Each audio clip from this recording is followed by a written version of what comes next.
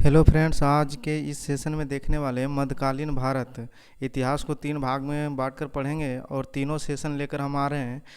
प्राचीन भारत, मध्यकालीन भारत और आधुनिक भारत। तो देखना है तीनों वीडियो को। तो आज का ये मध्यकालीन भारत का ये सेशन चलेगा। तो बिना किसी देरी के करते हुए और चलते हैं पहला क्वेश्चन पर लेकर। तो देखिए, मध्यकालीन भारत में ये पहला क्वेश्चन है आज का। अरबों ने भारत पर पहला सफल आक्रमण कब कौन किया था? तो मोहम्मद बिन कासिम के नेतृत्व में किया गया था। अरबों ने भारत पर पहला सफल आक्रमण किसने किया? तो मोहम्मद बिन कासिम के नेतृत्व में किया गया था।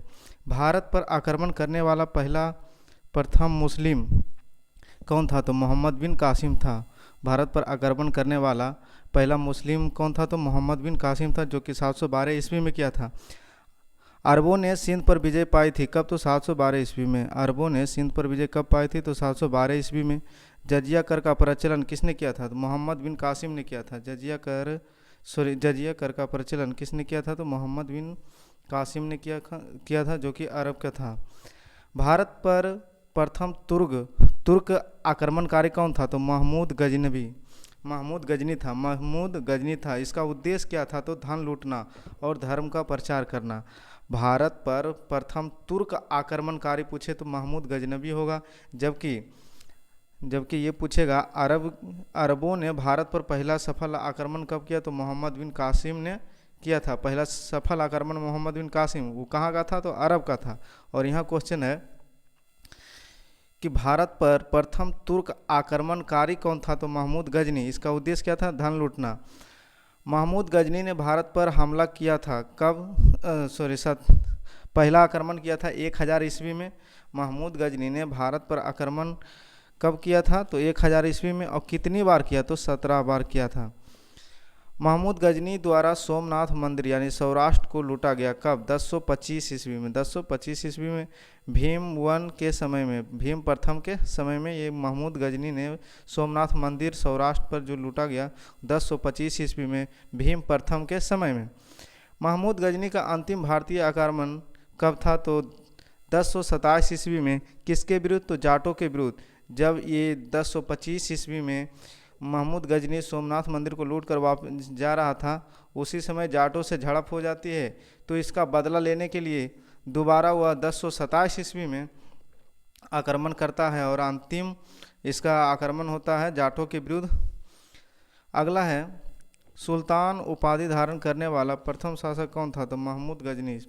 सुल्तान की उपाधि धारण करने वाला प्रथम शासक कौन था? तो महमूद गजनी था। महमूद गजनी के दरबार में कौन कौन कवि था? तो फिरदौसी और उतवी, दो कवि इसके दरबार में हुआ। इतिहासकार था उतवी, जो था इतिहासकार था, जबकि फिरदौसी कवि था। महमूद गजनी के दरबार में थे फिरदौसी और उतवी। फिरदौसी कवि था, जबकि इतिहासकार था उतवी। किताब उल यामिनी तथा तारीख ए यामिनी पुस्तक की रचना किसने की? उतवी। किताब उल यामिनी तथा तारीख यामिनी क्या रचना किसने किया? तो उतवी ने किया। महमूद गजनी की मृत्यु कब हुई? 1030 ईस्वी में। महमूद गजनी की मृत्यु कब हुई? 1030 ईस्वी में। शाहनामा के लेखक कौन है? तो फिरदौसी। शाहनामा के लेखक फिरदौसी है। अलबरूनी अबू रेहान भारत में आया था।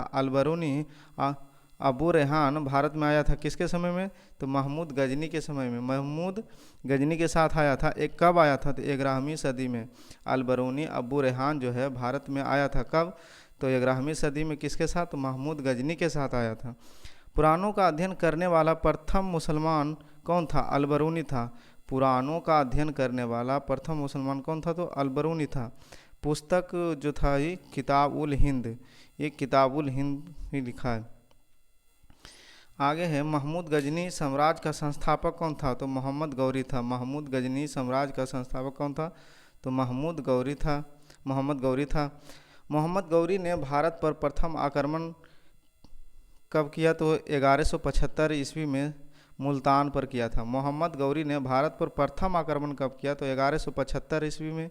कहाँ किया? तो मुल्तान पर किया था। मोहम्मद गौरी का भारत में पहली पराजय कब हुई? तो 1178 ईस्वी में। 1178 ईस्वी में। और किसने पराजित किया था? तो भीम द्वितीय ने। मोहम्मद गौरी का भारत में पहली पराजय कब हुई? तो 1178 ईस्वी में। किसने किया? तो भीम द्वितीय ने पराजित किया था। 1191 ईस्वी में तराइन के प्रथम युद्ध में पृथ्वीराज चौहान ने हराया था। 1111 ईस्वी में 1191 ईस्वी में तराइन के प्रथम युद्ध में पृथ्वीराज चौहान ने हराया था। किसको? मोहम्मद गौरी को। मोहम्मद गौरी को किसने हराया? पृथ्वीराज चौहान ने। 1192 ईस्वी की तराइन की द्वितीय युद्ध मोहम्मद गौरी ने हराया था। किसको? पृथ्वीराज चौहान को। यानी पहले पृथ्वीराज चौहान ने हराया, उसके बाद दूसरा उल्टा मोहम्मद गौरी ने हरा दिया। 1194 ईस्वी में चंदावर युद्ध में मोहम्मद गौरी ने हारा। 1194 ईस्वी में चंदावर के युद्ध में कौन हारा? तो मोहम्मद गौरी ने हारा। मोहम्मद गौरी ने हराया किस? गढ़वाल यानी कन्नौज के राजा जयचंद को। गढ़वाल यानी कन्नौज के राजा जयचंद को हराया। कौन हराया? तो मोहम्मद गौरी ने हराया। कब हराया? तो 1194 ईस्वी में हराया। मोहम्मद गौरी की हत्या कब की हुई? मोहम्मद गौरी की हत्या हुई कब? 15 मार्च 1206 ईस्वी को। 15 मार्च 1206 ईस्वी को खोखर नामक जाट उपसमूह के लोगों ने किया। कौन किया? तो खोखर नामक जाट उपसमूह के लोगों ने किया। दिल्ली सल्तनत के संस्थापक कौन है? तो कुतुबुद्दीन ऐबक। कौन है? कुतुबुद्दीन ऐबक। और देखिए दोस्तों, ये सेशन करने के बाद आपका ये जो है मध्यकालीन भारत का बेस एकदम मजबूत हो जाएगा। तो इस वीडियो में अंत तक बने रहना है।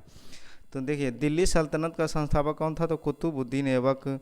मोहम्मद गौरी का क्या था? तो ये गुलाम, जिसको दास भी कहा जाता है। मोहम्मद गौरी का ये गुलाम था। कौन? कुतुबुद्दीन ऐबक। दिल्ली सल्तनत का वास्तविक संस्थापक पूछे तो इल्तुतमिश होगा। कौन होगा? इल्तुतमिश, जो कि ऐबक का गुलाम था। कुतुबुद्दीन ऐबक का गुलाम था इल्तुतमिश। दिल्ली सल्तनत का संस्थापक कुतुबुद्दीन ऐबक और दिल्ली सल्तनत का वास्तविक संस्थापक तो इल्तुतमिश। आगे है गुलाम वंश या दास या ममलुक वंश की स्थापना। ये सभी एक ही है। गुलाम वंश भी बोलते हैं इसको, दास वंश भी, ममलुक वंश भी की स्थापना किसने की? तो कुतुबुद्दीन ऐबक ने की। कुतुबुद्दीन ऐबक ने की। कब की? तो 1206 ईस्वी में। तो यानी गुलाम वंश की स्थापना कब हुई? 1206 ईस्वी में। दिल्ली सल्तनत की प्रथम राजधानी कहाँ है? लाहौर। दिल्ली सल्तनत की प्रथम राजधानी लाहौर है।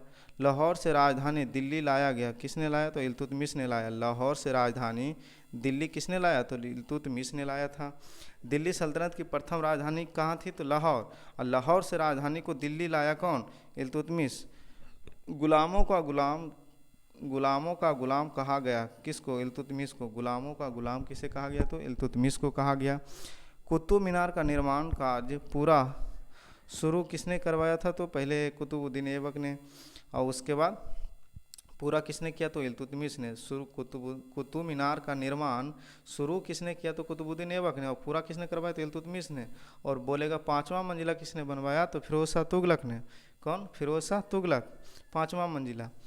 आगे क्वेश्चन है, कुतुब मीनार का निर्माण किया गया था बख्तियार काकी के यादगार में। कुतुब मीनार का निर्माण किस लिए किया गया था? तो बख्तियार काकी के यादगार में, जो कि बख्तियार काकी इसके गुरु भी थे। आगे चलते हैं। लाख बख्श के नाम से कौन जाना जाता था? कुतुबुद्दीन ऐबक। ये जो था लाखों का दान दिया करता था, इसलिए इसको लाख बख्श भी कहा जाता है। लाख बख्श कौन कहलाता है? तो कुतुबुद्दीन ऐबक। 2.5 दिन का झोपड़ा नामक मस्जिद का निर्माण कुतुबुद्दीन ऐबक ने कहाँ किया? अजमेर में। 2.5 दिन का झोपड़ा नामक मस्जिद का निर्माण किसने किया? तो कुतुबुद्दीन ऐबक ने किया। ये जो 2.5 दिन का झोपड़ा था, एक संस्कृत विद्यालय था। इसको ध्वस्त करवा के कुतुबुद्दीन ऐबक ने अजमेर में ये मस्जिद बनाया। 2.5 दिन का झोपड़ा। ये पहले जो था संस्कृत विद्यालय था, उसको ध्वस्त करके 2.5 दिन का झोपड़ा बनवाया। ख्वाजुद्दीन मुइजुद्दीन चिश्ती की दरगाह कहाँ है? तो अजमेर में। ख्वाजा मुइजुद्दीन चिश्ती की दरगाह कहाँ है? अजमेर में। गौरी ने प्रथम अक्ता प्रदान किया था। किसको? ऐबक को। गौरी ने प्रथम अक्ता प्रदान किया था। किसको? तो ऐबक को प्रदान किया था। कुतुबुद्दीन ऐबक की मृत्यु कब हो जाती है? तो 1210 में। यानी 1206 में इसका स्थापना करता है गुलाम वंश का, और 1210 में इसकी मृत्यु हो जाती है। यानी कुतुबुद्दीन ऐबक महज 4 साल ही शासन कर पाया था। मृत्यु कैसे होती है? तो चौगान खेलते समय घोड़ा से गिरकर इसकी मृत्यु हो जाती है। कुतुबुद्दीन ऐबक का मकबरा कहाँ है? तो लाहौर में। कुतुबुद्दीन ऐबक का मकबरा कहाँ है? तो लाहौर में है। कुतुबुद्दीन ऐबक का उत्तराधिकारी कौन बना? तो आराम शाह। कुतुबुद्दीन ऐबक का उत्तराधिकारी कौन है? तो आराम शाह। गुलाम वंश का वास्तविक संस्थापक बोले तो कौन होगा? इल्तुतमिश होगा। वास्तविक संस्थापक कौन होगा? इल्तुतमिश होगा। एकता प्रथा की शुरुआत किसने की? तो इल्तुतमिश ने। एकता प्रथा की शुरुआत किसने की? तो इल्तुतमिश ने। तुर्क ए चहलगानी का गठन किसने किया है? इल्तुतमिश। एकता प्रथा की शुरुआत इल्तुतमिश। तुर्क ए चहलगानी का गठन किसने किया? इल्तुतमिश। गुलाम वंश का वास्तविक संस्थापक पूछे तो इल्तुतमिश। शुद्ध अरबी सिक्का किसने चलाया? तो इल्तुतमिश। ये चारों फैक्ट बहुत ही इंपॉर्टेंट हैं।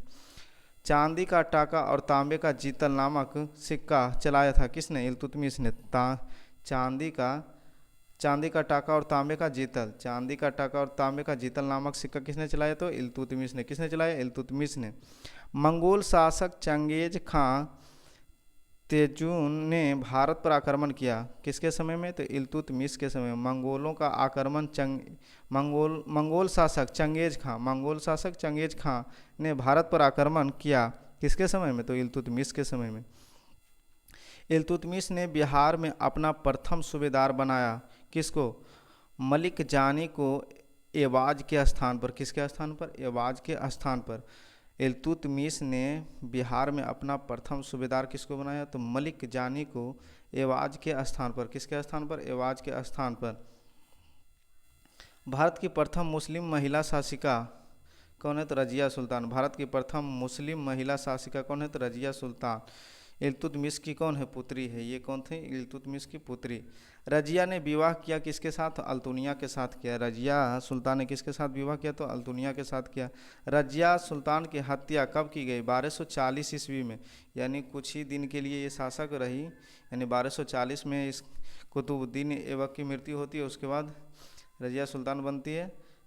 उसके इस कैथल के डाकू के द्वारा 1240 में इसकी हत्या कर दी जाती है।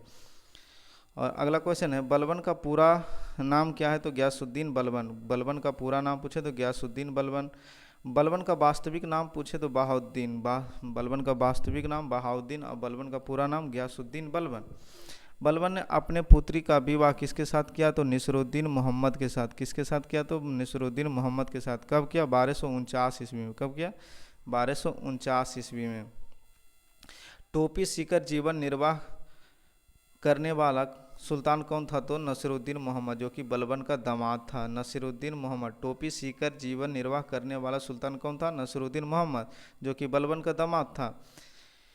बलबन को उलू खां की उपाधि किसने दिया? नसीरुद्दीन मोहम्मद ने। यानी दामाद ने, इसका दामाद ने अपने ससुर को जो है उलू खान की उपाधि दिया। यानी बलबन को उलू खां की उपाधि किसने दी? तो नसीरुद्दीन मोहम्मद ने दिया।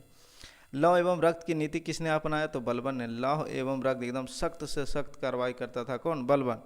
फारस त्यौहार जिसको नवरोज कहा जाता है, नवरोज उत्सव इसको बोलते हैं, किसने शुरू किया? तो बलबन ने। ईरान से, या यह जो है उत्सव कहाँ का? ईरान का। ईरान का पुराना नाम ही क्या है? फारस। ईरान का पुराना नाम फारस। और फारस त्यौहार जिसको नवरोज उत्सव कहते हैं, किसने शुरू किया? बलबन ने। दीवान ए अर्ज की स्थापना किसने किया? बलबन। दीवान ए अर्ज की स्थापना किसने किया? बलबन। सिजदा पैबोस की प्रथा किसने लागू किया? बलबन ने। सिजदा पैबोस की प्रथा किसने लागू किया? तो बलबन ने किया। अमीर खुसरो दरबारी कवि थे। अमीर खुसरो दरबारी कवि थे कि बलबन का। अमीर खुसरो किसके दरबारी कवि थे? तो बलबन का था। भारत का तोता कहा गया किसको? अमीर खुसरो को। अमीर खुसरो को भारत का तोता कहा गया। इसे तूतिए ए हिंद भी कहा जाता है। अमीर खुसरो को तूतिए ए हिंद भी कहा जाता है। राजत्व सिद्धांत का पहला प्रतिपादन किसने किया? राजत्व सिद्धांत का पहला प्रतिपादन किसने किया? तो बलबन ने ही किया था। गुलाम वंश का अंतिम शासक कौन बना? शमसुद्दीन क्यूमर्स। गुलाम वंश का अंतिम शासक कौन बना था? शमसुद्दीन क्यूमर्स। खिलजी वंश, उसके बाद खिलजी वंश आता है। यानी खिलजी वंश की राजधानी किलोखरी की स्थापना जलालुद्दीन फिरोज खिलजी ने किया था। गुलाम वंश, खिलजी वंश अगला चल रहा है, खिलजी वंश चल रहा है, ये तो यहाँ से देखना है। खिलजी वंश राजधानी खिलोखरी की स्थापना किसने किया? जलालुद्दीन फिरोज खिलजी ने किया। दक्षिण भारत पर प्रथम आक्रमण हुआ था जलालुद्दीन फिरोज खिलजी के शासन में। दक्षिण भारत पर आक्रमण किसके समय में हुआ था? तो जलालुद्दीन फिरोज खिलजी के शासन में हुआ था। फिरोज खिलजी की हत्या किसने किया? तो फिरोज खिलजी की हत्या जो अलाउद्दीन खिलजी करता है। फिरोज खिलजी की हत्या किसने किया? तो अलाउद्दीन खिलजी करता है। अलाउद्दीन खिलजी के बचपन का नाम अली या गुरसप था। अलाउद्दीन खिलजी के बचपन का नाम अली या गुरसप, अली या गुरसप था। अलाउद्दीन खिलजी का सेनापति कौन था? मलिक काफूर। बहुत ही वफादार सेनापति था ये। अलाउद्दीन खिलजी का सेनापति कौन है? तो मलिक काफूर। हजार दिनारी कहलाता है कौन? मलिक काफूर। हजार दिनारी के नाम से कौन जाना जाता है? तो मलिक काफूर को जाना जाता है। हजार दिनारी मलिक काफूर। सिकंदर ए सानी का अर्थात द्वितीय सिकंदर की उपाधि धारण करने वाला कौन था? तो अलाउद्दीन खिलजी। सिकंदर ए सानी अर्थात द्वितीय सिकंदर की उपाधि धारण किसने किया? तो अलाउद्दीन खिलजी ने। अपने आप को द्वितीय सिकंदर कहता था ही। चलिए आगे। भूमि की पैमाइश कराकर लगान की वसूली आरंभ करने वाला सुल्तान कौन था? तो अलाउद्दीन खिलजी ही था। भूमि पर पैमाइश करार कर लगान की वसूली आरंभ करने वाला पहला सुल्तान कौन था? अलाउद्दीन खिलजी था ये। घोड़ा दागने हुलिया सिखाने से सैनिकों को हुलिया लिखने की प्रथा आरंभ किसने किया? तो अलाउद्दीन खिलजी ने। घोड़ा को दागने सैनिकों को हुलिया लिखने प्रथा कौन आरंभ किया? तो अलाउद्दीन खिलजी ने। बाजार एवं नियंत्रक प्रणाली दीवान ए रियासत लागू किसने किया? तो अलाउद्दीन खिलजी ने। बाजार नियंत्रण का अच्छा ये शासक था, नियंत्रण पर अच्छा कमांड था इसका। तो इसने दीवान ए रियासत लागू किया। क्या किया? दीवान ए रियासत लागू किया। किसने किया? तो अलाउद्दीन खिलजी ने किया। अलाउद्दीन खिलजी ने। गुप्तचर विभाग को संगठित किया। किसने? अलाउद्दीन खिलजी ने। बाजार में सब कोई कम बेसी भाव से सारा सामान को बिक्री करता था, उसके लिए गुप्तचर विभाग बनाया। तो गुप्तचर विभाग की संगठित किसने किया? तो अलाउद्दीन खिलजी ने किया। अलाई दरवाज़ा और हौज ए खास का निर्माण करवाया कौन? अलाउद्दीन खिलजी। अलाई दरवाज़ा हौज ए खास का निर्माण किसने करवाया? तो अलाउद्दीन खिलजी ने करवाया। अलाउद्दीन खिलजी ने। एकता प्रथा को समाप्त किया। एकता प्रथा को किसने समाप्त किया? अलाउद्दीन खिलजी ने। एकता प्रथा को किसने समाप्त किया? अलाउद्दीन खिलजी ने। एकता प्रथा को किसने समाप्त किया? अलाउद्दीन खिलजी। रानी पद्मावती थी। कौन थी रानी पद्मावती? तो चित्तौड़गढ़ की रानी और राजा रतन सिंह की पत्नी थी। पद्मावती कौन थी? तो चित्तौड़गढ़ की रानी और राजा रतन सिंह की पत्नी थी। किसकी पत्नी थी? तो राजा रतन सिंह की पत्नी थी। पद्मावती महाकाव्य की रचना की थी किसने? मलिक मोहम्मद जायसी। पद्मावती महाकाव्य की रचना किसने की? तो मलिक मोहम्मद जायसी ने। कब किया? तो 1540 ईस्वी में। तुगलक वंश का संस्थापन तो गयासुद्दीन तुगलक यानी गाजी मलिक जिसको कहते हैं उसने किया। तुगलक वंश की संस्थापक कौन है? तो गयासुद्दीन तुगलक या गाजी मलिक। सिंचाई के लिए नहरों का निर्माण, सिंचाई के लिए नहरों का निर्माण कराने वाला पहला शासक कौन था? तो गयासुद्दीन तुगलक था। सिंचाई के लिए नहरों का निर्माण करवाने वाला पहला शासक कौन था? तो गयासुद्दीन तुगलक था। तुगलकाबाद नगर का निर्माण तथा गाजी की उपाधि धारण करने वाला प्रथम सुल्तान कौन था? तो गयासुद्दीन तुगलक ही था। गयासुद्दीन तुगलक। तुगलकाबाद नगर की स्थापना, नगर की निर्माण तथा गाजी की उपाधि धारण करने वाला पहला सुल्तान कौन था? तो गयासुद्दीन तुगलक था। तुगलकनामा के लेखक तुगलकनामा के लेखक कौन है? तो अमीर खुसरो। तुगलकनामा के लेखक अमीर खुसरो है। अमीर खुसरो के गुरु कौन है? निजामुद्दीन औलिया। अमीर खुसरो के गुरु कौन है? तो निजामुद्दीन औलिया, शेख निजामुद्दीन औलिया। मोहम्मद बिन तुगलक का मूल नाम क्या है? जूना खां। मोहम्मद बिन तुगलक का मूल नाम क्या है? तो जूना खां। मोहम्मद बिन तुगलक का मूल नाम क्या है? तो जूना खां है। सनकी पागल सुल्तान किसको कहा जाता है? MVT यानी मोहम्मद बिन तुगलक को। सनकी या पागल सुल्तान किसको कहा जाता है? तो मोहम्मद बिन तुगलक को। भारत में सर्वप्रथम सांकेतिक मुद्रा का प्रचलन किसने किया था? तो मोहम्मद बिन तुगलक ने ही किया था। मोहम्मद बिन तुगलक। भारत में सर्वप्रथम संकेत के रूप में मुद्रा का प्रचलन किसने किया था? तो मोहम्मद बिन तुगलक ने, जो कि इसका बहुत मिसयूज हुआ। कृषि विभाग के लिए दीवान ए अमीर ए कोही कृषि विभाग के लिए दीवान ए अमीर ए कोही विभाग की स्थापना किसने किया? तो मोहम्मद बिन तुगलक ने किया था। दीवान ए अमीर ए कोही की स्थापना। अपनी राजधानी दिल्ली से दौलताबाद यानी देवगिरी ले आया था। दिल्ली से दौलताबाद किसने लाया? तो मोहम्मद बिन तुगलक ने। इबन बतूता मोरक्को यात्री, इबन बतूता जो है मोरक्को यात्री भारत आया था मोहम्मद बिन तुगलक के समय में। कब? 1333 में आया था। कब आया था? 1333 में। इबन बतूता मोरक्को यात्री कब आया था भारत? तो 1333 में। किसके समय? मोहम्मद बिन तुगलक के समय में। इबन बतूता अपनी यात्रा वृत्तांत किस में लिखा है? किताबुल रहला, किताबुल रहला नामक ग्रंथ में लिखा है। किताबुल रहला नामक ग्रंथ यानी अरबी भाषा में लिखा है। कौन? इबन बतूता अपनी यात्रा का वृत्तांत लिखा है किताबुल रहला में। विजयनगर एवं बहमनी राज्य की स्थापना हुई मोहम्मद बिन तुगलक के शासनकाल में। विजयनगर एवं बहमनी राज्य की स्थापना हुई मोहम्मद बिन तुगलक के शासनकाल में। बहुत ही घटिया शासक था, इसलिए वो दो राज्य टूटकर अलग हो जाता है। मोहम्मद बिन तुगलक का उत्तराधिकारी कौन बना? फिरोज शाह तुगलक, जो कि चचेरा भाई था इसका। मोहम्मद बिन तुगलक का उत्तराधिकारी कौन बना? फिरोज शाह तुगलक। फिरोज शाह तुगलक जो कि इसका चचेरा भाई है।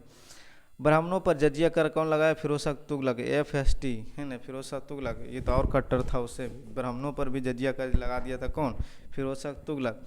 दीवान खैरात की स्थापना फिरोज शाह तुगलक ने किया।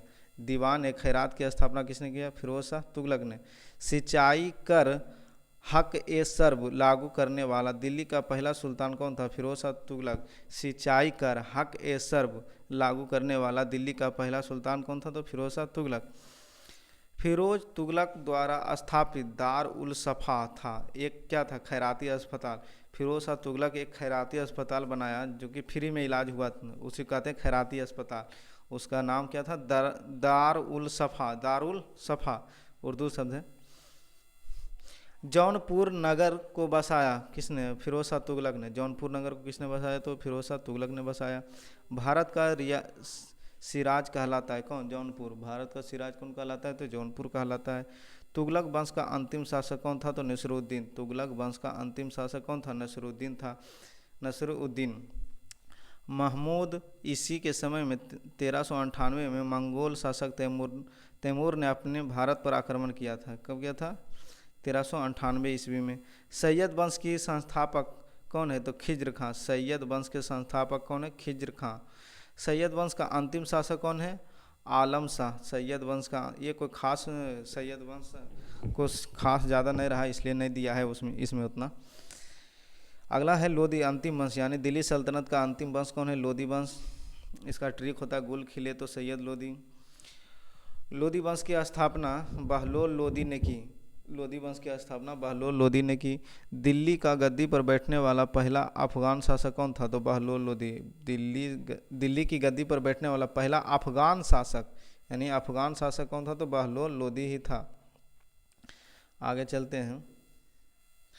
बहलोल लोदी का मकबरा को बनाया था किसने बनाया? तो बहलोल लोदी का मकबरा किसने बनवाया? सिकंदर लोदी। बहलोल लोदी का पुत्र था। सिकंदर लोदी कौन था? तो बहलोल लोदी का पुत्र है। बाप का मकबरा बेटा ही बनवाएगा, असली बात है। कबीर समकालीन थे किसके? सिकंदर लोदी के समकालीन थे। कबीर किसके समकालीन थे? तो सिकंदर लोदी के समकालीन थे। आगरा शहर की स्थापना करवाया था सिकंदर लोदी ने करवाया था। कब? 1504 ईस्वी में। आगरा शहर की स्थापना किसने करवाया? सिकंदर लोदी ने। कब करवाया? 1504 ईस्वी में। 1504 ईस्वी में।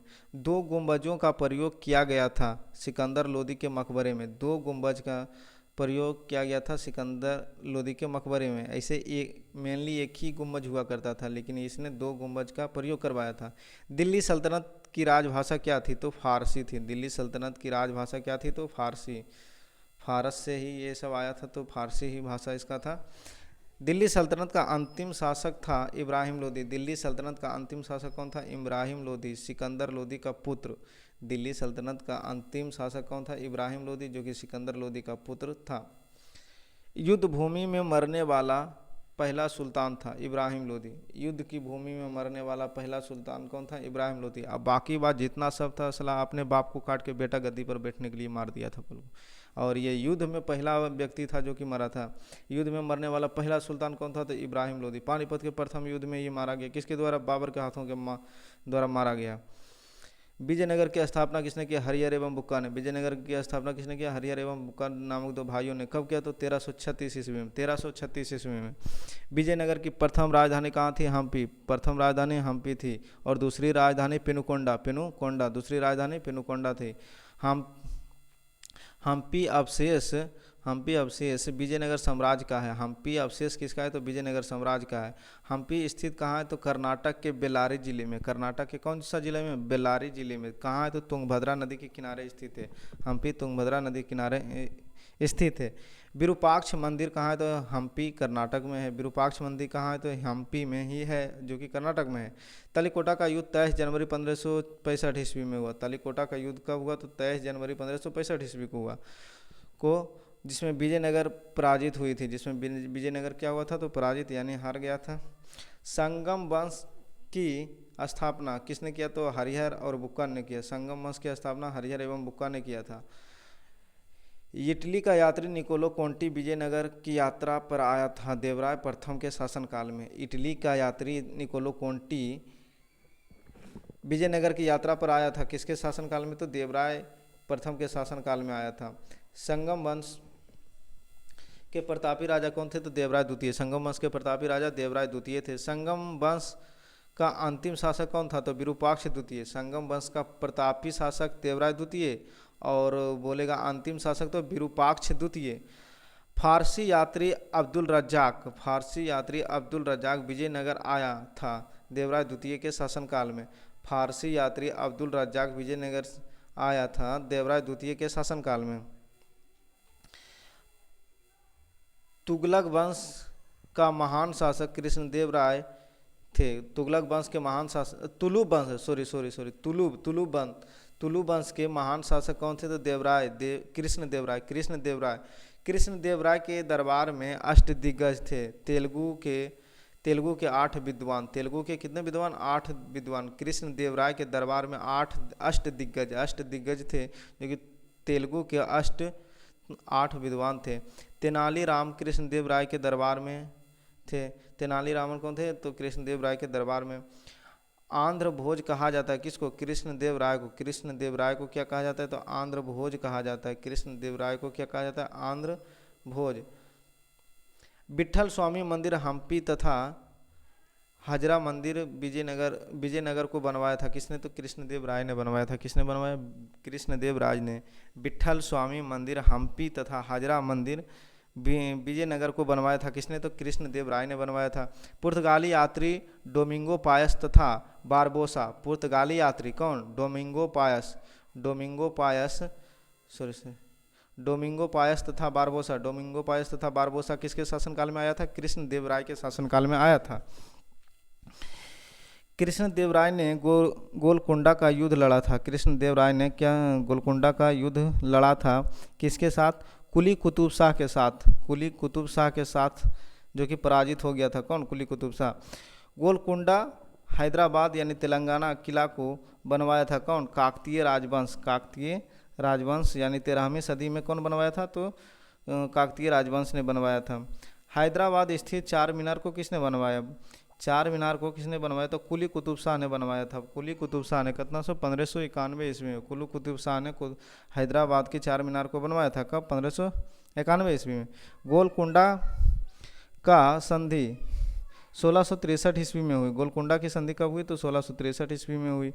पुर्तगाली नूनीज आया था कब? अच्युत देवराय के समय में। पुर्तगाली नूनीज किसके समय में आया था? तो अच्युत देवराय के समय में। अच्युत देवराय के समय में आया था। तुलु वंश का अंतिम शासक कौन बना? सदाशिव। तुलु वंश का अंतिम शासक कौन बना? तो सदाशिव बना। बहमनी राज की स्थापना 1347 ईस्वी में हुआ। बहमनी राज की स्थापना कब हुआ? तो 1347 ईस्वी में हुआ। बहमनी राज की स्थापना कब हुआ? तो 1347 ईस्वी में। हसन गंगू अलाउद्दीन हसन बहमन शाह ने बहमनी साम्राज्य की राजधानी कहाँ बनाई? तो गुलबर्गा में। बहमनी साम्राज्य की राजधानी कहाँ बनाई? तो गुलबर्गा में। उससे पहले है बहमन राज की स्थापना कब हुई? तो 1347 ईस्वी में। किसने किया? तो हसन गंगू ने किया। किसने? अलाउद्दीन हसन बहमन शाह ने। बहमनी साम्राज्य की राजधानी गुलबर्गा है। बहमनी वंश का अंतिम शासक कौन है? तो कलीमुल्ला कश्मीर का अकबर जिसे कहा जाता है, कश्मीर का अकबर बहामनी वंश का अंतिम शासक कौन है? तो कलीमुल्ला। बहामनी वंश का अंतिम शासक कलीमुल्ला है। और कश्मीर का अकबर किसे कहा जाता है? तो जैन उल आबदीन को। कश्मीर का अकबर किसे कहा जाता है? जैन उल आबदीन को कहा जाता है। चलते हैं अब नेक्स्ट। राजतरंगिणी का फारस में अनुवाद किसने करवाया था? तो जैन उल आबदीन ने। वही अभी जो पढ़ रहे थे, जैन उल आबदीन ने करवाया था राजतरंगिणी का फारसी में अनुवाद, जैन उल आबदीन ने। चैतन्य महाप्रभु का जन्म बंगाल के नदिया में हुआ था। चैतन्य महाप्रभु का जन्म कहाँ हुआ था? तो बंगाल के नदिया में। वो द्वैतवाद के संस्थापक कौन है? तो शंकराचार्य। वो द्वैतवाद मतलब शंकराचार्य, द्वैतवाद तो माधवाचार्य। वो द्वैतवाद शंकराचार्य, द्वैतवाद के संस्थापक माधवाचार्य। विशिष्ट द्वैता के संस्थापक कौन थे? तो निम्बकाचार्य। विशिष्ट द्वैतावाद के संस्थापक कौन थे? तो निम्बकाचार्य। शुद्ध द्वैतावाद के संस्थापक वल्लभाचार्य। शुद्ध द्वैतावाद के संस्थापक वल्लभाचार्य थे। मुगल साम्राज्य का संस्थापक कौन थे? बाबर। मुगल साम्राज्य का संस्थापक बाबर। मुगल शासकों के क्रम में देख लीजिए यहाँ किसका किसका है। मुगल शासक का क्रम कौन है? तो पहले बाबर आया, हुमायूं, उसके बाद अकबर, अकबर के जहांगीर, जहांगीर के बाद शाहजहाँ, शाहजहाँ के बाद औरंगजेब, उसके बाद बहादुर शाह। इस तरह से और भी हुआ, लेकिन मेनली यही क्रम है। मेन यही औरंगजेब तक ही मेन शासक कुल रहा, बाकी बातों सब ऐसे ही। बाबर का जन्म 24 फरवरी 1483 ईस्वी में कहाँ हुआ था? फरगना में।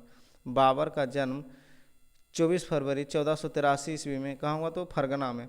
बाबर के पिता का नाम उमर शेख मिर्ज़ा था। बाबर के पिता का नाम क्या था? तो उमर शेख मिर्ज़ा। बाबर का पूरा नाम जहीरुद्दीन मोहम्मद बाबर। बाबर का पूरा नाम क्या था? तो जहीरुद्दीन मोहम्मद बाबर था। बाबर की मृत्यु जो है 27 दिसंबर 1530 को होती है। बाबर की मृत्यु कब हो जाता है? तो 27 दिसंबर 1530 को हो जाता है। बाबर का कब्र कहाँ है? तो काबुल में। बाबर का कब्र कहाँ है? काबुल में। बाबर को भारत पर आक्रमण करने के लिए किसने निमंत्रण भेजा था? तो दौलत खां और आलम खां लोधी ने। दौलत खां और आलम खां लोधी ने बाबर को भारत पर आक्रमण करने के लिए निमंत्रण भेजा था। पानीपत का प्रथम युद्ध कब होता है? तो 21 अप्रैल 1526 ईस्वी में बाबर ने पराजित किया किसको? तो इब्राहिम लोदी को। जीत का कारण तोपखाना और कुशलता था। तोपखाना था इसके पास। बाबर ने प्रथम बार तोप का प्रयोग किया था बाजार और भेरा के युद्ध में। पहली बार जो है बाजार और भेरा के युद्ध में ही तोप का प्रयोग कर चुका था। उसके बाद पानीपत के प्रथम युद्ध में किया। पानीपत के प्रथम युद्ध में तो ये सफल रहा। खानवा का युद्ध हुआ था बाबर और राणा सांगा के बीच। खानवा का युद्ध किसके बीच भिड़ंत हुआ? तो बाबर और राणा सांगा के बीच। राणा सांगा पराजित हो जाते हैं और 17 मार्च 1527 ईस्वी को ये युद्ध कब हुआ था? तो 17 मार्च 1527 ईस्वी को बाबर ने गाजी की उपाधि ग्रहण किया। खानवा के युद्ध के बाद। किस युद्ध के बाद बाबर ने गाजी की उपाधि धारण किया? तो खानवा के युद्ध के बाद। 1528 ईस्वी के चंदेरी के युद्ध में बाबर ने पराजित किया था किसको? तो मेदिनी राय को। 1528 ईस्वी में चंदेरी के युद्ध में बाबर को किसने पराजित किया? तो मेदिनी राय। बाबर ने पराजित किया था किसको? तो मेदिनी राय को पराजित किया था। बाबर ने अपनी आत्मकथा बाबरनामा की रचना तुर्की भाषा में किया। बाबर ने अपनी आत्मकथा बाबरनामा की रचना किया था तुर्की भाषा में। किस भाषा में? तो तुर्की भाषा में। बाबरनामा का फारसी में अनुवाद किसने किया? तो अब्दुल रहीम खान ए खाना। बाबरनामा ने अपनी आत्मकथा तुर्की भाषा में लिखा, जबकि इसका फारसी में अनुवाद किसने किया? तो अब्दुल रहीम खान ए खाना। अयोध्या स्थित बाबरी मस्जिद का निर्माण कराया मीर बाकी ने। अयोध्या स्थित बाबरी मस्जिद का निर्माण किसने कराया था? तो मीर बाकी ने। बाबर का सेनानायक कौन था? तो मीर बाकी था ही। बाबर का उत्तराधिकारी पुत्र कौन था? हुमायूं। बाबर का उत्तराधिकारी पुत्र हुमायूं। हुमायूं का पूरा नाम नसरुद्दीन मोहम्मद हुमायूं। हुमायूं की पत्नी हमीदा बानो बेगम। हुमायूं की पत्नी का नाम हमीदा बानो बेगम। हुमायूं की रचना किसने की? हुमायूं नामा की रचना किसने की? तो गुलबदन बेगम, जो कि इसकी बहन थी गुलबदन बेगम। गुलबदन बेगम थी कौन? बाबर की पुत्री थी। बाबर की पुत्री, हुमायूं की बहन। ज्योतिष में विश्वास रखता था कौन? हुमायूं। पर यानी सातों दिन 7 अलग अलग कपड़े पहना करता था कौन? हुमायूं, जो कि ज्योतिषी में विश्वास रखता था। दीनपनाह नामक नगर बसाया था किसने? हुमायूं ने। दीनपनाह नामक नगर किसने बसाया था? तो हुमायूं ने। सप्ताह के 7 दिन 7 रंग के कपड़े पहना करता था कौन? हुमायूं। अभी अभी बताए। हुमायूं की मृत्यु कैसे हुई? तो दीनपनाह नामक पुस्तकालय की सीढ़ियों से गिरकर लुढ़क कर हो गया था। हुमायूं की मृत्यु कैसे हो जाती है? दीनपनाह पुस्तकालय की सीढ़ियों से गिरने के कारण हुमायूं की मृत्यु हो जाती है। हुमायूं को मकबरा कहाँ है? तो दिल्ली में है। हुमायूं को मकबरा कहाँ है? दिल्ली में। हुमायूं का मकबरा का निर्माण 1565 ईस्वी में किया गया। में हाजी बेगम ने, कारीगर मीरक मिर्जा गयास ने किया था। चौसा का युद्ध 25 जून 1539 ईस्वी में शेरशाह ने पराजित किया था। चौसा के युद्ध में 25 जून 1539 में शेरशाह ने पराजित किसको किया? तो हुमायूं को। हुमायूं को दौड़ा के मारा था। शेरशाह का बचपन यानी मूल नाम क्या था? तो फरीद खां। शेरशाह का बचपन का नाम क्या था? तो फरीद खां था। शेरशाह को शेर खां की उपाधि किसने दिया था? तो दक्षिण बिहार के सूबेदार बहार खान लोहानी ने दिया था शेर खां की उपाधि। डाक प्रथा का प्रचलन किसने किया? तो शेरशाह ही ने किया था। शेरशाह सूरी ने ही डाक प्रचलन का शुरुआत किया था। आगे देखते हैं। अपने नाम से खुतबा प्रशंसा भाषण पढ़वाया शेरशाह ने चौसा के युद्ध के बाद। कब करवाया था? तो चौसा के युद्ध के बाद। बिलग्राम या कन्नौज के युद्ध कब हुआ था? तो 17 मई 1540 ईस्वी में। बिलग्राम या कन्नौज का युद्ध कब हुआ? तो 17 मई 1540 ईस्वी में। 17 मई 1540 ईस्वी में। शेरशाह ने पराजित किया था किसको? हुमायूं को। शेरशाह ने किसको हराया था? तो हुमायूं को हराया था। ग्रैंड ट्रंक रोड की मरम्मत किसने करवाया? शेरशाह सूरी ने करवाया था।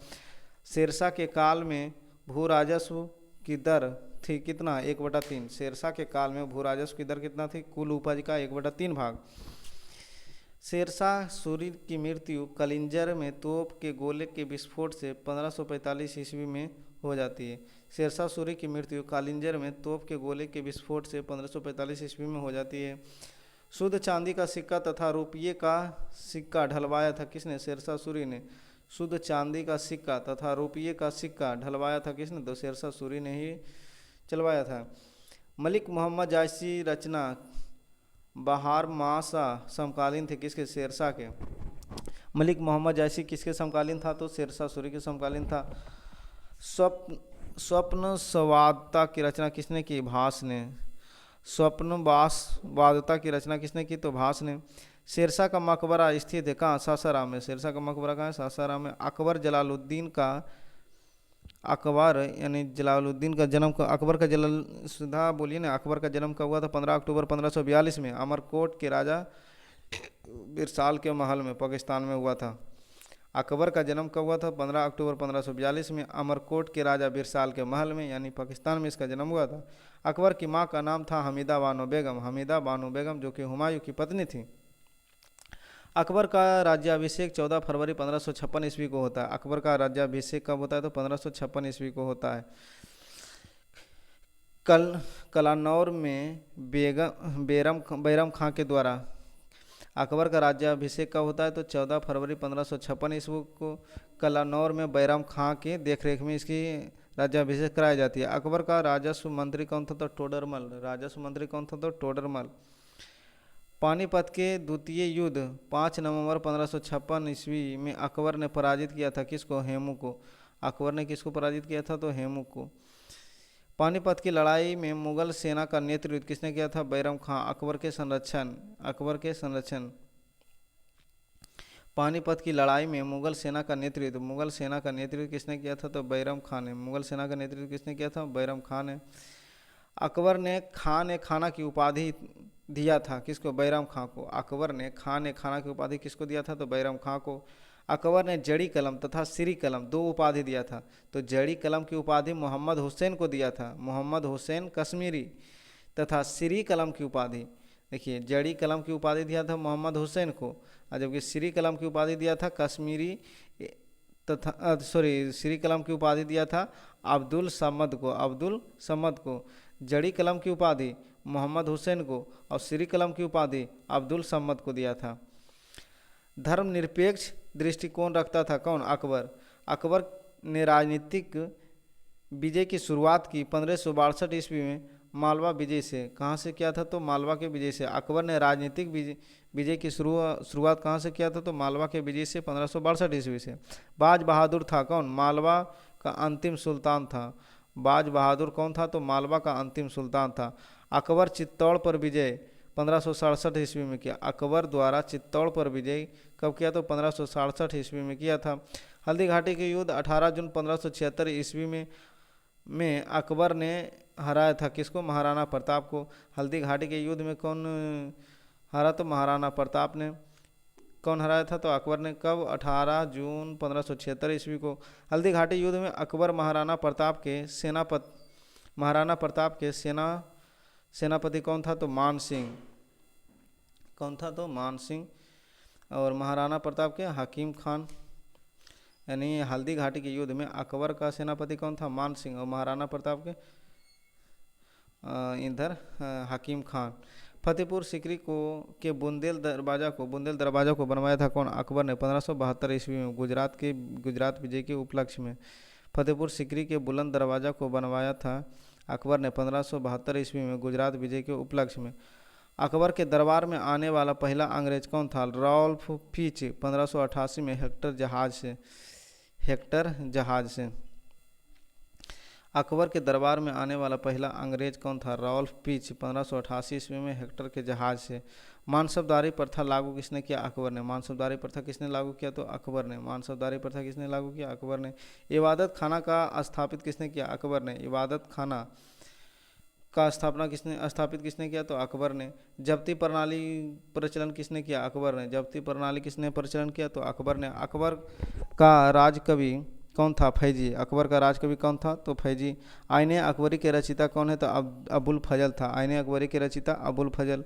तुलसीदास समकालीन थे अकबर के। तुलसीदास किसके समकालीन थे? तो अकबर के।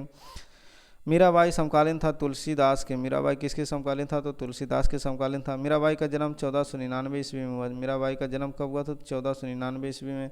मेड़ता राजस्थान के कुदकी ग्राम में। मेड़ता राजस्थान के कुदकी ग्राम में।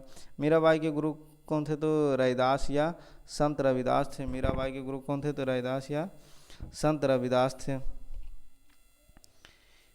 आगे चलते हैं। पंचमहल बनवाया था किसने? अकबर ने। पंचमहल किसने बनवाया था? अकबर ने। नवरत्न यानी विद्वान कवि जो है किससे संबंधित? तो अकबर से। नवरत्न किससे संबंधित है? तो अकबर से। दीन ए इलाही या तौहीद ए हिलाई धर्म का शुरुआत किसने किया था? तो अकबर ने। सीधा बोलिए। दीन ए इलाही किसने शुरू किया? तो अकबर ने। कब? 1582 ईस्वी में। दीन ए इलाही के पुरोहित कौन थे? तो अबुल फजल थे। दीन ए इलाही के पुरोहित कौन थे? तो अबुल फजल।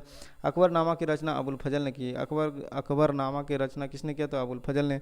अबुल फजल की हत्या कौन करता है? तो वीर सिंह बुंदेल ने करता है। कौन कर देता है? वीर सिंह बुंदेला कर देता है। शेख सलीम चिश्ती किसके समकालीन थे? तो अकबर के। शेख सलीम चिश्ती किसके समकालीन थे? अकबर के। अकबर की मृत्यु कब हुआ? 1605 ईस्वी में। 1605 ईस्वी में अतिसार रोग से। कौन सा रोग? तो अतिसार रोग से मृत्यु हो जाती है। अकबर का मकबरा सिकंदरा में है, जो कि कहाँ है? आगरा में।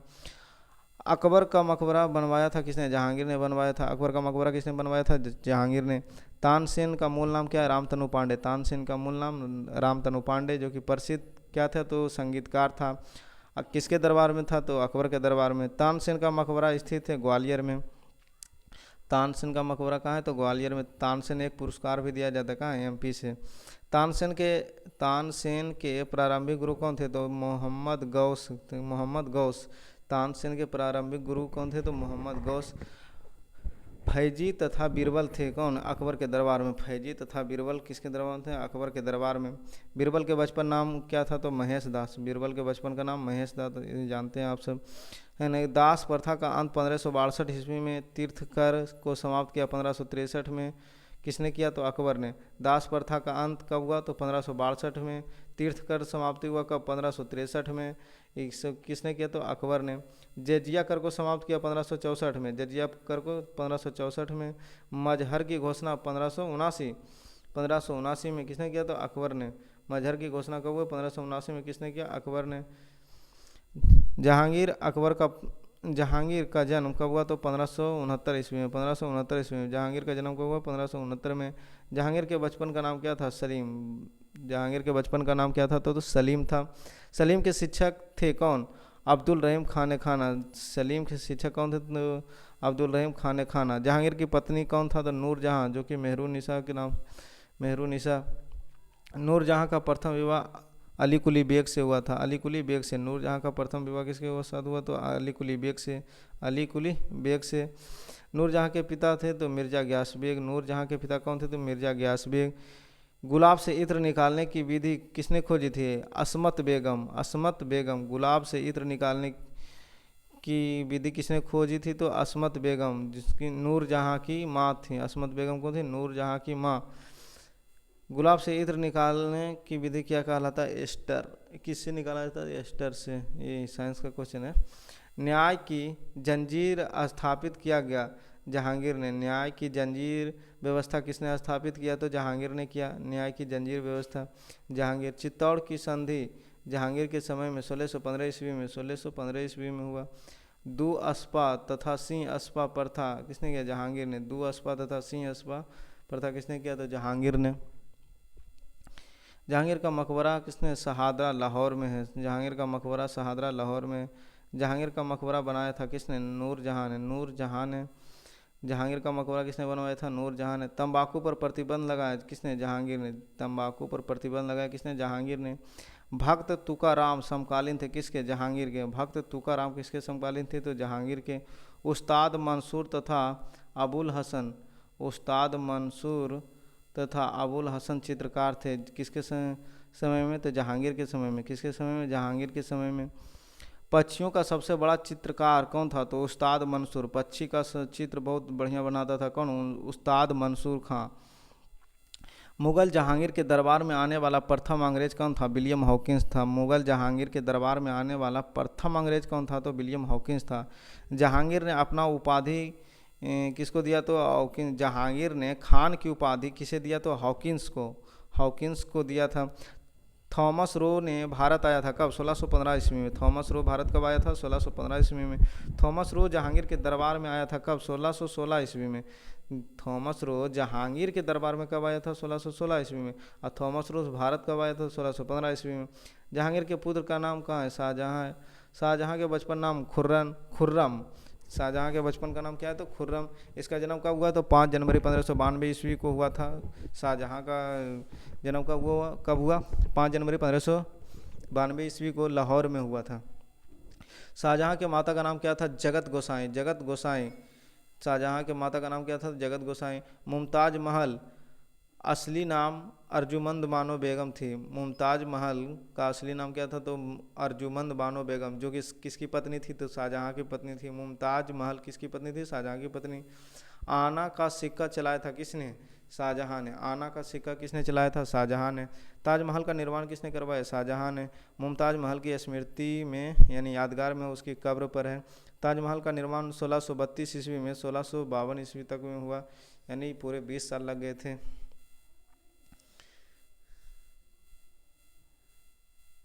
आगे है, अगला देख रहे हैं। चलिए, ताजमहल का निर्माण करवाने वाला मुख्य स्थापत्य कलाकार कौन था? उस्ताद अहमद लाहौरी। कौन था? तो उस्ताद अहमद लाहौरी था। उस्ताद अहमद लाहौरी था। ताजमहल के मकबरे की योजना तैयार किसने किया था? तो उस्ताद ईसा खां पारसिया था। ताजमहल का निर्माण करने वाला मुख्य स्थापत्य कलाकार कौन था? तो उस्ताद अहमद लाहौरी। उस्ताद अहमद लाहौरी। ताजमहल मकबरे की योजना तैयार किसने किया था? तो उस्ताद ईसा खां। उपनिषदों का फारसी में अनुवाद सिर ए अकबर यानी महान रहस्य का नाम से करवाया था कौन? दारा शिकोह। किसने करवाया था? दारा शिकोह, जो कि शाहजहाँ का पुत्र था। दारा शिकोह कौन था? तो शाहजहाँ का पुत्र था। फारसी भाषा में सिर ए अकबर महान रहस्य को करवाया था। दारा शिकोह का पुत्र कौन? शाहजहाँ का पुत्र था दारा शिकोह। स्थापत्य कला का स्वर्ण युग किसे कहा जाता है? शाहजहाँ को कहा जाता है। स्थापत्य कला का स्वर्ण युग कहा जाता है शाहजहाँ के शासनकाल को। शाहजहाँ के शासनकाल को। दिल्ली के लाल किला, दिल्ली के जामा मस्जिद, आगरा के किले में मोती मस्जिद, मयूर सिंहासन को बनवाया था किसने? शाहजहाँ ने। दिल्ली के लाल किला, दिल्ली का जामा मस्जिद, आगरा का किला, मोती मस्जिद, मयूर सिंहासन किसने बनवाया था? शाहजहाँ ने बनवाया था। ये सब कौन किया था? तो शाहजहाँ ने। दिल्ली के लाल किले में मोती मस्जिद का निर्माण करवाया था कौन? औरंगजेब ने। कौन करवाया था? औरंगजेब। दिल्ली के लाल किले में मोती मस्जिद का निर्माण किसने कराया था? तो औरंगजेब ने कराया था। आगरे के जामा मस्जिद, आगरा के जामा मस्जिद का निर्माण किसने करवाया था? जहां आरा बेगम। कौन करवाया था? जहां आरा बेगम, जो कि शाहजहां की कौन थी? पुत्री थी, शाहजहां की पुत्री थी। मयूर सिंहासन बनवाने वाला मुख्य कलाकार कौन था? तो बेबादल खां था, बेबादल खां था, बेबादल खां था। मयूर सिंहासन में लगा कोहिनूर हीरा शाहजहां को उपहार में कौन दिया था? तो मीर जुमला ने दिया था, मीर जुमला ने दिया था। मयूर सिंहासन में लगा कोहिनूर हीरा शाहजहां को उपाधि में दिया था कौन? मीर जुमला ने दिया था। कौन दिया था? मीर जुमला ने। मीर सिंहासन तख्त ताऊ पर बैठने वाला अंतिम मुगल शासक कौन था? अंतिम मुगल तो मोहम्मद शाह। कौन था अंतिम शासक? तो मोहम्मद शाह था। औरंगजेब शाहजहां के पुत्र औरंगजेब का जन्म कब हुआ था? 3 नवंबर 1618 ईस्वी को उज्जैन के दोहद में हुआ था, उज्जैन के दोहद में। शाहजहां के पुत्र औरंगजेब का जन्म कब हुआ था? 3 नवंबर 1618 ईस्वी को उज्जैन के दोहद में हुआ था। कहाँ हुआ था? उज्जैन के दोहद में। जिंदा पीर किसे कहा जाता है? औरंगजेब को। बहुत खचरा था ससुराई। जिंदा पीर किसे कहा जाता है? औरंगजेब को। औरंगजेब ने बीजापुर विजय की स्थापना की 1686 ईस्वी में, 1686 ईस्वी में। औरंगजेब को कहाँ दफनाया गया? दौलताबाद में दफनाया गया। मुगल वंश का शासक जिसको 2 बार 1658 और 1659 ईस्वी में राज्य से अभिषेक हुआ, वो कौन था? तो औरंगजेब। यानी 2 बार अभिषेक कराने वाले कौन था? तो औरंगजेब ही था। बीबी का मकबरा किसने बनवाया? तो औरंगजेब ने। पहली पत्नी रबिया उद दुर्रानी का मकबरा है। द्वितीय ताजमहल किसे कहा जाता है? बीबी का मकबरा को कहा जाता है। कहाँ? औरंगाबाद में। औरंगाबाद कहाँ है? तो महाराष्ट्र में। औरंगाबाद के जिहाद का अर्थ दारुल इस्लामी। औरंगजेब के जिहाद का अर्थ क्या है? तो दारुल इस्लामी, दारुल इस्लामी। नवरोज त्यौहार मनाने पर रोक लगा दिया कौन? औरंगजेब ने। नवरोज त्यौहार पर रोक लगा दिया कौन? तो औरंगजेब ने। जजिया कर को पुनः लगा दिया कौन? जजिया कर को पुनः लगाया कौन? तो औरंगजेब ने लगाया था। संत रामदास किसके समकालीन थे? तो औरंगजेब के समकालीन थे। संत रामदास किसके समकालीन थे? तो औरंगजेब के। मुगल साम्राज्य का अंतिम शासक कौन बना था? बहादुर शाह जफर द्वितीय। बहादुर शाह जफर द्वितीय बना था। बहादुर शाह जफर की मृत्यु 1682 ईस्वी में कहाँ हुआ था? तो रंगून में हुआ था। बहादुर शाह जफर द्वितीय की मृत्यु 1682 ईस्वी में रंगून में हुआ था। मुगल काल में मंत्री परिषद तथा जिला जनपद कहलाता था क्रमशः विजारत तथा सरकार को। विराजत तथा सरकार को कहा जाता था। मुगल काल में सरकारी भूमि तथा सिक्का क्या कहलाता था? तो सरकारी भूमि खालसा कहलाता था। सरकारी भूमि क्या कहलाता था? खालसा। जबकि सिक्का को क्या कहा जाता था? संसब। कौन चीज? संसब। मुगल काल में तांबे का सिक्का क्या कहलाता था? दाम। मुगल काल में तांबे का सिक्का क्या कहलाता था? दाम, जो कि रुपये के 40वें भाग के बराबर हुआ करता था। रुपये के 40वें भाग के बराबर होता था। मुगल काल के राजकीय भाषा क्या थी? तो फारसी थी। मुगल काल की राजकीय भाषा फारसी थी। बाबुल का मक्का कहा गया था सूरत को। बाबुल का मक्का किसको कहा गया? सूरत को कहा गया। साहेब बेखबर क्या उन कहलाता था? बहादुर शाह प्रथम। साहेब बेखबर, एकदम कोई खबर नहीं था जनता की इसका। साहेब बेखबर कौन सा शासक था? तो बहादुर शाह प्रथम। लंपट मूर्ख जहांदार शाह को कहा जाता है। लंपट मूर्ख किसको कहा जाता है? जहांदार शाह। एकदम मूर्ख था लंपट मूर्ख जहांदार शाह। मुगल वंश को घृणित का है। मुगल वंश का घृणित कायर, एकदम डर के मारे भागल चलता था कौन? फर्रुखासिया। मुगल काल का घृणित कायर एकदम फर्रुखासिया। रंगीला बादशाह क्या कहा जाता है? मोहम्मद शाह को। ये तो एकदम नंगा नाच करता था कौन? मोहम्मद शाह नंगा नाच करता था, इसलिए इसको रंगीला बादशाह कहलाता था। नादिर शाह फारस ने दिल्ली पर आक्रमण कब किया? तो 1739 में। नादिर शाह ने दिल्ली पर आक्रमण कब किया? 1739 ईस्वी में। किसके समय में किया? तो मोहम्मद शाह के समय में, यानी रंगीला बादशाह के समय में। आगे देखते हैं। चलिए, ईरान का नेपोलियन कौन कहलाता है? तो नादिर शाह। ईरान का नेपोलियन किसे कहा जाता है? नादिर शाह। ईरान का नेपोलियन कौन कहलाता है? नादिर शाह। तख्त ताऊ को ईरान ले गया था कौन? नादिर शाह। तख्त ताऊ को कौन ले गया था? तो ईरान ले गया था। कौन? नादिर शाह ले गया था। मराठा साम्राज्य का संस्थापक कौन है? शिवाजी। मराठा साम्राज्य का संस्थापक शिवाजी। मराठा साम्राज्य का संस्थापक शिवाजी। शिवाजी का जन्म कब हुआ था? 1627 ईस्वी में शिवनेर के दुर्ग में हुआ था। शिवनेर के दुर्ग में। यहाँ से देखिए मराठा साम्राज्य शुरू हो रहा है। तो मराठा साम्राज्य के संस्थापक शिवाजी थे। शिवाजी का जन्म 1627 ईस्वी में शिवनेर के दुर्ग में हुआ था। देखिए इस वीडियो में पूरा मध्यकालीन भारत का पूरा टॉपिक कवर किया जा रहा है। तो उधर हो गया आपका दिल्ली सल्तनत हो गया और मुग़ल काल भी हो गया। अब यहाँ से मराठा साम्राज्य चल रहा है। तो आप लोग ध्यान दीजिए, इसको सब्सक्राइब शेयर और लाइक भी करना है, तो शेयर ज़रूर कर दीजिएगा आप लोग। तो मराठा साम्राज्य यहाँ शुरू कर रहे हैं। मराठा साम्राज्य का शिवाजी का जन्म 1627 ईस्वी में शिवनेर के दुर्ग में हुआ था। शिवाजी के पिता का नाम शाहजी भोसले है। शिवाजी के पिता का नाम क्या है? तो शाहजी भोसले है। शिवाजी के माता का नाम जीजाबाई। शिवाजी के माता का नाम जीजाबाई।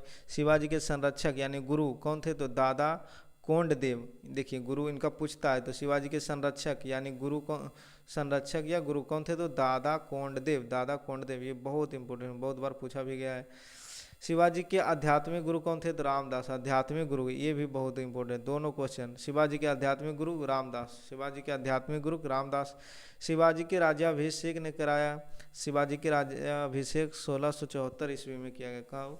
1674 ईस्वी में काशी के विद्वान गंगा भट्ट से रायगढ़ किले में किया गया था। शिवाजी का राज्याभिषेक कहाँ किया गया था? तो काशी के विद्वान गंगा भट्ट से रायगढ़ के किले में किया गया था। कब? 1674 ईस्वी में। शिवाजी ने छत्रपति की उपाधि धारण की। कब? 1674 ईस्वी में। रायगढ़ में राज्याभिषेक के बाद शिवाजी ने छत्रपति की उपाधि धारण किए थे। शिवाजी की पैदल सेना का नाम तथा भूमि कर प्रणाली क्रमशः पाइक और रैयत बाड़ी। शिवाजी के मंत्री परिषद अष्ट प्रधान था। कौन था? अष्ट। शिवाजी के पैदल सेना का नाम तथा भूमि कर प्रणाली क्रमशः पाइक और रैयत बाड़ी था। शिवाजी के मंत्री परिषद था कौन? अष्ट प्रधान। अष्ट प्रधान। शिवाजी के पैदल सेना का नाम तथा भूमि कर प्रणाली क्रमशः पाइक और रैयत बाड़ी था। शिवाजी के मंत्री परिषद कौन था? अष्ट प्रधान। अष्ट प्रधान का सर्वोच्च पद क्या था? पेशवा। अष्ट प्रधान का सर्वोच्च पद कौन था? तो पेशवा था। चौथ और सरदेश मुखी था, एक कर था। चौथ और सरदेश मुखी क्या था? तो एक कर था। चौथ और सरदेश मुखी क्या था? तो एक कर था।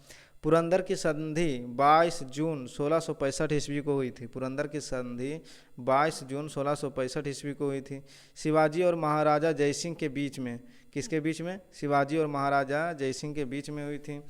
शिवाजी का अंतिम आक्रमण कब हुआ था? कर्नाटक पर। शिवाजी का अंतिम आक्रमण कहाँ हुआ था? तो कर्नाटक पर। शिवाजी को औरंगजेब ने कैद किया था। शिवाजी को, अरे रे यार, हाँ, शिवाजी को अंतिम आक्रमण कहाँ हुआ? कर्नाटक में। शिवाजी को औरंगजेब ने कैद किया था 1666 ईस्वी में आगरा के जयपुर भवन में। कहाँ किया था? तो आगरा के जयपुर भवन में। शिवाजी की मृत्यु 3 अप्रैल 1680 ईस्वी को हो जाता है। शिवाजी की मृत्यु 3 अप्रैल 1680 ईस्वी को हो जाती है। शिवाजी का उत्तराधिकारी कौन था? तो संभाजी। शिवाजी का उत्तराधिकारी संभाजी है। अगला क्वेश्चन है, संभाजी की मृत्यु 11 मार्च 1689 ईस्वी को हुई। 11 मार्च 1689 ईस्वी को। दिल्ली पर आक्रमण करने वाला प्रथम पेशवा कौन था? तो बालाजी विश्वनाथ था। 1719 ईस्वी में। 1719 ईस्वी में। 1728 ईस्वी में पाल खेड़ा के युद्ध में बाजीराव प्रथम था। बाजीराव प्रथम ने पराजित किसको किया था? निजाम उल मुल्क को। देखिए 1728 ईस्वी में पाल खेड़ा के युद्ध में बाजीराव प्रथम ने पराजित किया था। किसको? तो निजाम उल मुल्क को पराजित किया था। शिवाजी की गुरिल्ला युद्ध प्रणाली को अपनाया था किसने? बाजीराव प्रथम ने शिवाजी के गुरिल्ला युद्ध को अपनाया था। नाना साहब के नाम से जाना जाता है कौन? बालाजी बाजीराव। पानीपत का प्रथम युद्ध 14 फरवरी 1701। पानीपत का तीसरा युद्ध 14 जनवरी 1761 ईस्वी में बालाजी बाजीराव के शासनकाल में हुआ। किसके शासनकाल में? तो बालाजी बाजीराव के शासनकाल में हुआ था। पानीपत का तीसरा युद्ध अहमद शाह अब्दाली ने पराजित किया था। किसको? मराठा को। पानीपत के तीसरा युद्ध में अहमद शाह अब्दाली ने पराजित किसको किया था? तो मराठा को पराजित किया था। सहायक संधि स्वीकार करने वाला प्रथम मराठा सरदार कौन था? तो बाजीराव द्वितीय, जिसे अंतिम पेशवा भी कहा जाता है। सहायक संधि स्वीकार करने वाला प्रथम मराठा सरदार कौन था? तो बाजीराव द्वितीय, अंतिम पेशवा। प्रथम आंग्ल मराठा युद्ध 1775 ईस्वी से 82 ईस्वी तक समाप्त हुआ था। सलवाई की संधि के द्वारा। किस संधि के द्वारा प्रथम आंग्ल मराठा युद्ध समाप्त हुआ था? तो सलवाई की संधि के द्वारा समाप्त हुआ। कब समाप्त हुआ? कितना दिन तक चला था ये? 1775 से 1782 ईस्वी तक चला था। सलवाई की संधि 17 मई 1782 ईस्वी को अंग्रेज और महादजी शिंदे के बीच हुआ था। आगे है द्वितीय आंग्ल मराठा युद्ध कब हुआ था? तो 1803 से 1805 ईस्वी तक, 1803 से 5 यानी 2 साल तक द्वितीय आंग्ल मराठा युद्ध चला था।